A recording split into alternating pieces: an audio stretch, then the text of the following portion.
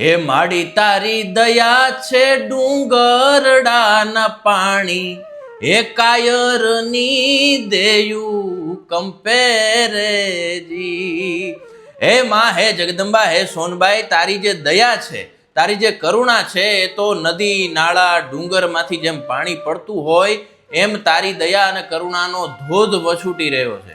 પણ જે કાયર માણસ હોય છે એ તારી દયા અને તારી કરુણાને પામી શકતો નથી.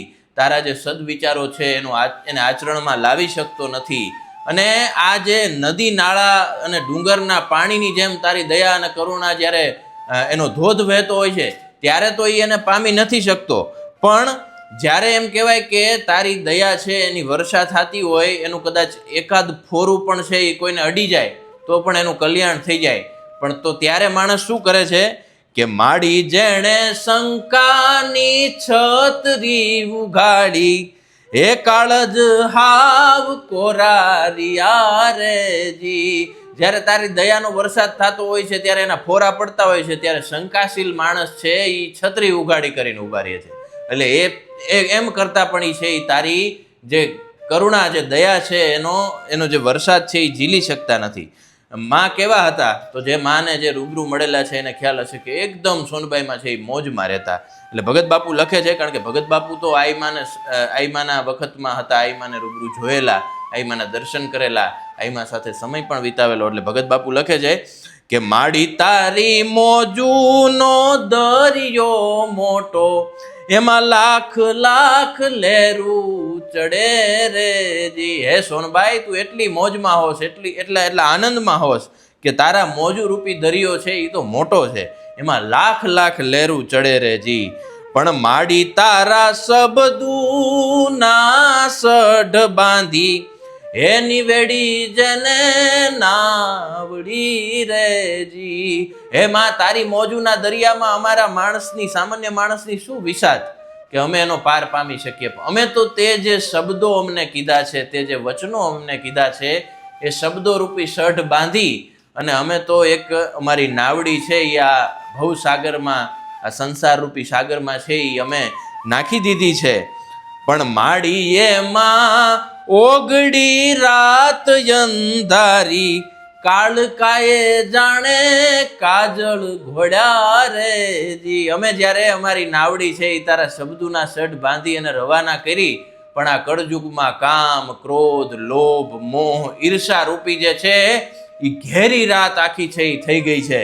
અને આ જે સમંદર છે એમાં અમારી નાની જે નાવ છે એ તો એમ કહેવાય કે સાવ આમ સૂક્ષ્મ છે એમ.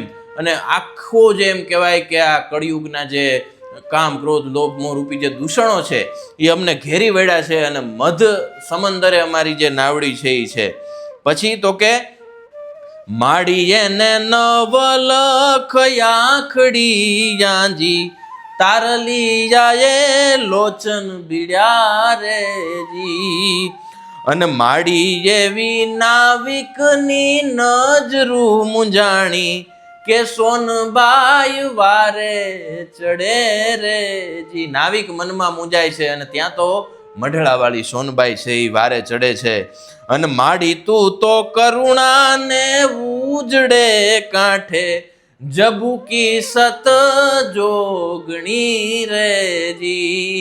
આ કળજુગમાં એમ કહેવાય કે જ્યારે 18 વરણ છે એ મધદરીએ આ કાળી રાતમાં જ્યારે એમ કહેવાય કે એની નાવડી જે મૂંઝાણી હતી અને એ વખતે છે એ કરુણાના કાંઠે મઢડાના પાદરમાં આવી સોનબાઈમાંનું અવતરણ થયું અને એમને છે એ આ નાવિકને એમ કહેવાય કે સાચી રાહ બતાવી. કે માળી તારા ખમકારા ગગને ગાજા, પાણીમાં અજવાળા પડ્યા રેજી. અને પછી અંધકારમાં પાણીમાં પણ અજવાળા આઈમાં તે કર્યા છે. અને માડી તારા વચનું ના જે વિશ્વાસી, બુડે નહીં એની બેડલી રેજી.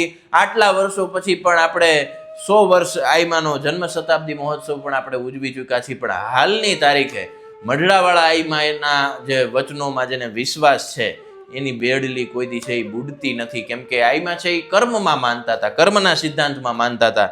એટલે ભગત બાપુએ શક્તિ ચાલીસામાં કીધું કે અત્યારે પણ જે છે એ મઢડાવાળી સોનબાઈ માના જે વચનોમાં વિશ્વાસ રાખે છે એની નાવડી ક્યારેય ડૂબતી નથી. શક્તિ ચાલીસાના આગળના ભાગમાં પણ આપણે આઈ માના જે વર્ણનો ભગત બાપુએ કર્યા છે એની વાત કરતા રહીશું. નમસ્કાર.